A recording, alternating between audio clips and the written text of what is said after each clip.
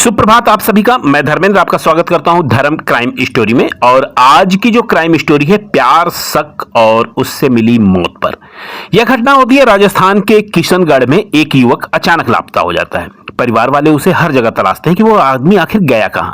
लोगों से पूछताछ होती है, गांव में भी पूछताछ होती है, लोग गांव गांव ढूंढते हैं लेकिन कोई खबर नहीं मिलता और सोचते हैं कि आखिर वो गया कहां। लेकिन 7 दिन के बाद नदी के किनारे जो मिला उसने पूरे के पूरे इलाके को, पूरे के पूरे गांव वालों को सन्न कर दिया। नदी के किनारे एक शव मिलता है जिसकी पहचान होती है प्रदीप गुर्जर के नाम पर। लेकिन सवाल था आखिर प्रदीप की हत्या की किसने और वहां पानी में वो उसकी लाश क्या कर रही थी। क्या यह सिर्फ गुस्से में हुआ अपराध था या फिर इसके पीछे छिपी थी प्यार, शक और विश्वासघात की एक खौफनाक कहानी। आज की इस वीडियो में हम जानेंगे प्रदीप गुर्जर हत्याकांड की पूरी कहानी, शुरुआत से लेकर पुलिस खुलासे तक। तो राजस्थान का एक इलाका लगता है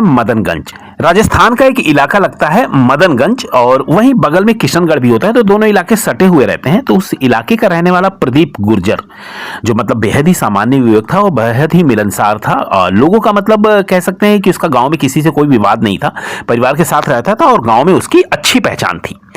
3 मई की रात को अचानक जो है प्रदीप जो है घर से निकलता है, पर उस रात के बाद वो वापस नहीं आता है। पहले परिवार को लगा शायद किसी काम से बाहर गया होगा, लेकिन जब घंटों तक उसका फोन बंद आने लगा तो चिंता बढ़ने लगी घर वालों की कि आखिर अभी तो ये शाम को निकला है और आखिर इतनी देर में क्या हुआ।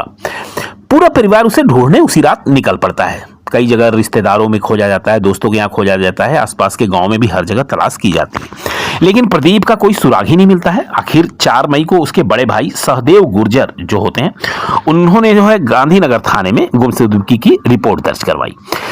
अब पुलिस ने मामला दर्ज किया और जांच शुरू हुई, लेकिन किसी को भी अंदाजा नहीं था कि यह गुमशुदगी जो है जल्द एक सनसनीखेज हत्याकांड में बदलने वाली है। मतलब कि जिसे उसका परिवार खोजने वाले हैं वो जिंदा ना मिलके मुर्दा मिलेगा, यानी एक उसकी मौत हो चुकी है।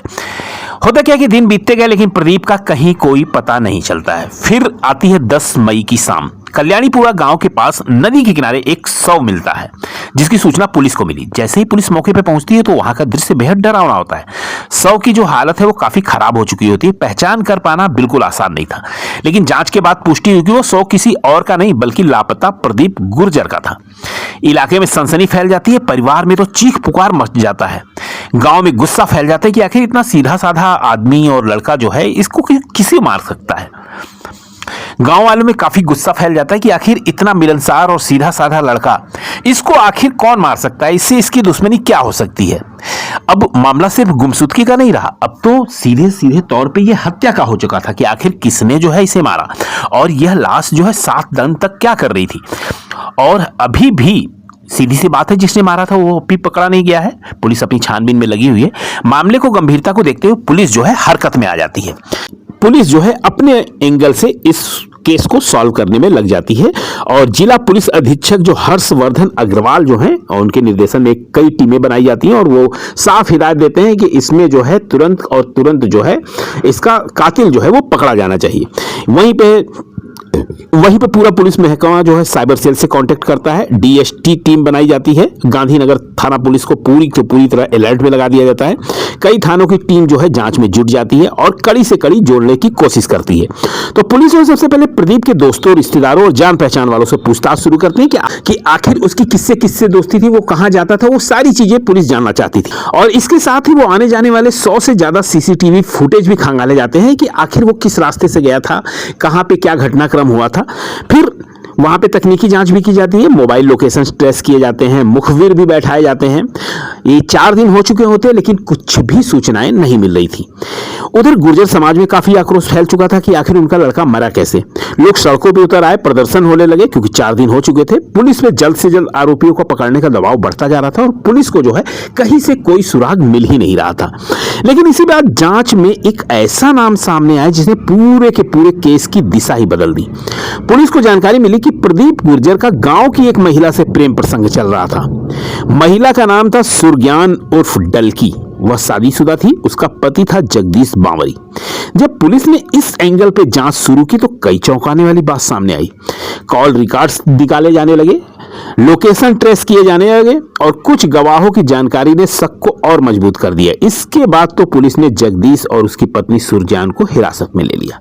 शुरुआत में दोनों जो है पुलिस को काफी गुमराह करते रहे। कभी कभी कोई अलग कहानी बनाई जाती और कभी कोई अलग बयान, लेकिन लगातार पूछताछ और मनोवैज्ञानिक दबाव के कारण आखिरकार दोनों टूट गए और फिर जो कहानी सामने आई उसने पूरे के पूरे घटनाक्रम को बदल के ही रख दिया।